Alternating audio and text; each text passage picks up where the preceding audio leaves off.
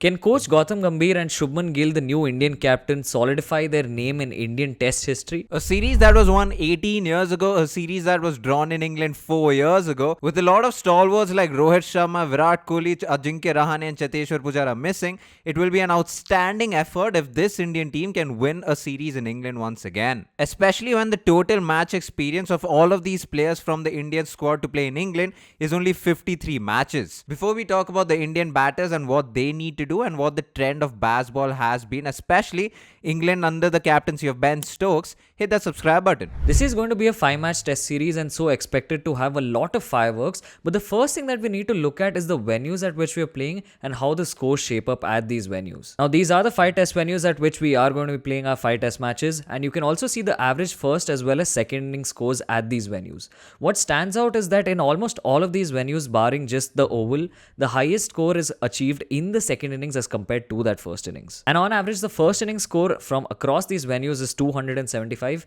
whereas that number goes up slightly in the second innings to 310. Another thing that stands out from this data is that Birmingham and Manchester are clearly the 2 places where batting is definitely easier as compared to some of these other grounds. In both of these venues, the average first as well as the second inning scores have been in excess of 300. This is where we get into the crux of the video and talk about the English side under Ben Stokes. Ben Stokes took over the English Test captaincy in April of 2022, and ever since then England have played 17 Test matches in England, won 12 of them, lost 4 and drawn 1. Something that is always talked about with this English side is how they go about the batting and the way in which they go about scoring runs. Interestingly enough, there have been 5 years in the English Test history where the English batters have scored more than 4 runs per over in the Test format. The earliest is 2005, which is an outlier in itself. The other 4 years, it comes as no surprise that it's under Ben Stokes, the captain. It's 2022, 23, 24 and 25. To give you a little perspective on how the English batters have gone about scoring their runs, the opposition batters in England since 2022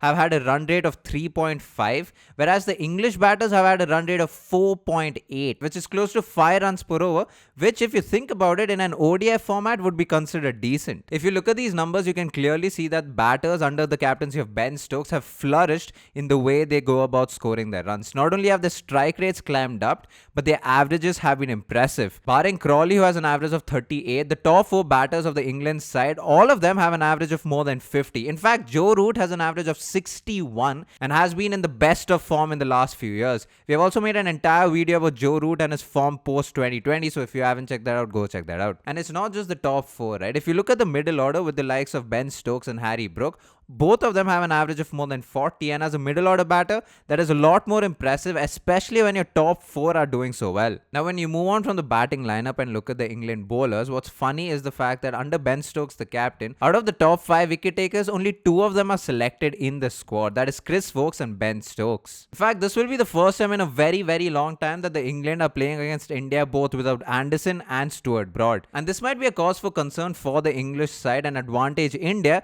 because in totality, the England bowlers have only played 83 test matches, out of which Chris Woakes himself has played 57 of them. So the English bowling attack is going into the series with a lot of inexperience. Now, while that's on the England team, it's also important to understand test matches in England since 2022, how things have changed and how the trends have shaped up over these years. The toss, especially at these 5 venues, is something that has definitely proved to be crucial, as teams that have won the toss and chosen to bat first have not won any of the games. This has been on 6 such occasions. Whereas if you look at teams that have won the toss and choose to field first, it has happened on 12 occasions, and out of these 12 occasions, 7 times it has resulted in a victory. And to better understand what kind of situations teams might find themselves in, what India needs to do to win and how much they need to score in the first and second innings, we've decided to consider multiple scenarios and carry out multiple match simulations to understand. This of course comes with a couple of assumptions. The first one is that all of these averages and numbers holds true across all the grounds that we are playing in. And the second assumption, and most importantly, is that conditions will be similar across all grounds. This is to say that when you bat second, you would probably score a lot more runs than while batting first. Now, the first case that we'll take is where India wins the toss and chooses to field first. And why India will choose to field first is because historically this has been a better decision since 2022. And in terms of why bowling first is better in England, with something that we've also seen in the WTC final where South Africa won the toss and choose to field first, is because the conditions on that first morning are conducive to fast bowling. While in England, swing obviously plays a part in the role of the fast bowlers, bowlers, the other important thing to consider is that on the first morning, the pitch will also be fresh, and that means that it's probably the best time to ball because as the day progresses and as the days progress, the pitch will start to settle down. And in this scenario where India have won the toss and chosen to field first, India will likely want to get England out somewhere around 238 or 240. And going by England's run rate in England in the last 3 years, they will score these runs in about 50 odd overs, and this means that England will be scoring these runs in less than 2 sessions. From here, based on the historical data for averages, India will have to score a total of 323 if they want to ensure a winning chance. This number comes from the historical data that we've seen in cases where teams have won the toss, fielded first, and then gone on to win the match. And based on opposition run rates within England since 2022, India will take about 91 overs to get to this total. And so ideally what that would mean is that India is up by a lead of about 80 to 85 runs within 1.5 days of the test match. And although 80 to 85 runs might not seem like much of a lead, especially because of the fact that only 1.5 days of test match are done, historically this is the number of runs that the team has needed on minimum to be able to secure a victory. Speaking of historical data, it also reminds me of the cards we used to play with back in the day. Bro, do you remember those cards that we used to play with in school, the cricket cards? We used to swap all of them in lunch break, but I would never give away my Chris Gayle golden card, if you remember. Dude, same. I first of all missed those cards. I have a bunch of them somewhere. I had a Sachin Tendulkar gold card. Never gave it away, but I don't know where it is and I miss playing with them. Why did you ask? You know what? I've been collecting them once again for the last couple of months. What do you mean? So basically there's this app called Play 11s, and what they've been doing is they've been giving out these digital collectible cards. So I just have to log in every day and it's free for me to claim. And yeah, that's where I have been collecting them. It's a new test combination every day. So they've taken all of the test cricketers. Every day I get multiple cards that are different playing 11s and all of them are unique. Wait, so you don't know what you're getting? Bro, exactly. The fact that it's random, completely random, this is what makes it very addictive also, because you don't know the kind of playing 11s that you're going to get. And you know what's interesting? I heard they're also coming up with a marketplace where you can trade these cards, and they're also going to be launching some kind of gameplay. So you're telling me I can pull a Kapil Dev or a Shane Warne tomorrow and not lose it because it's all digital? Dude, that's insane. Then send me the link because even I want to do this now. Of course, Aswin's going to get the cards, but it's also a link that you can check out. Check out Play 11s, collect your free cards, do it daily, and loyalty has its rewards.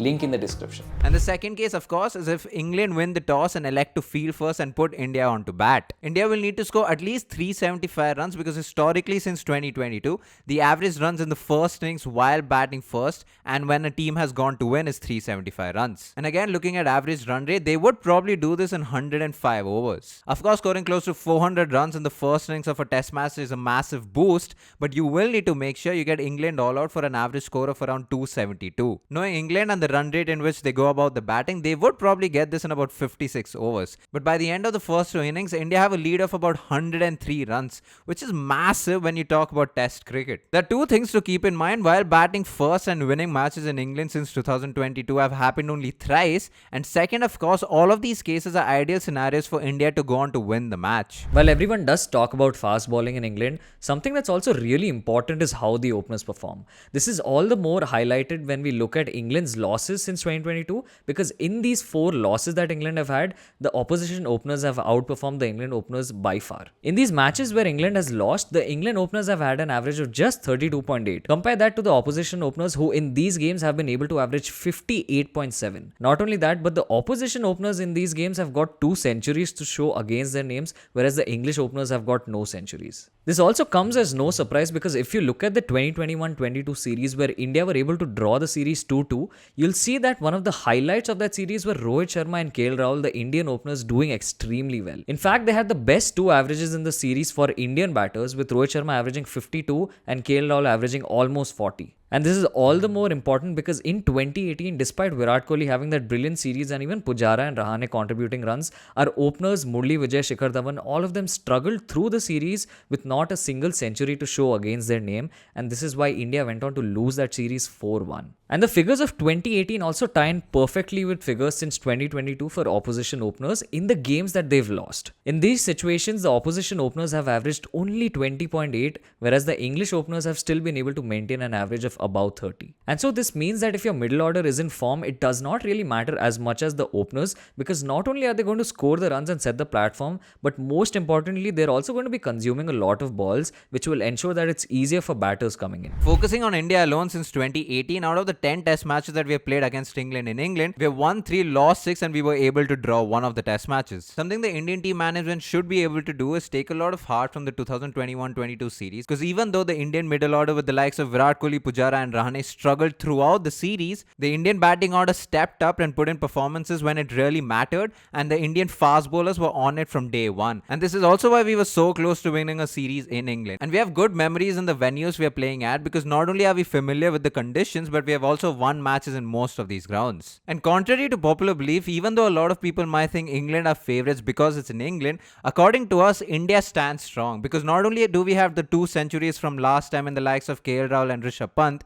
we also have Karun Nair in the middle order, who has a lot of experience not just in first class cricket in India, but also with the county stint. And not just this, if you compare the bowling lineups between India and England, with the likes of Bumrah and Siraj, who have had experience in England, have picked up a lot of wickets all around the world, you would only think that the Indian bowling lineup is just better overall as compared to the English lineup. And so, in essence, while we've broken down the numbers from 2022 and we've seen certain trends, it will be important that the Indian bowlers, especially Bumrah as well as Siraj, can step it up. But apart from that, it will be imperative for the openers to ensure that they provide a solid foundation. This has been a video on the breakdown between India and England and the test series that is to follow. Definitely like our video, subscribe most importantly, and leave your comments down below on what you think this series is going to pan out like. We also will be going live pre and post for every test match, so stay tuned for that. And for people in Bangalore, we are also having a community event lined up very soon, so stay tuned for more announcements. Also subscribe to our email newsletter if you haven't already, and follow us on our WhatsApp channel. Thank you so much for watching. Peace.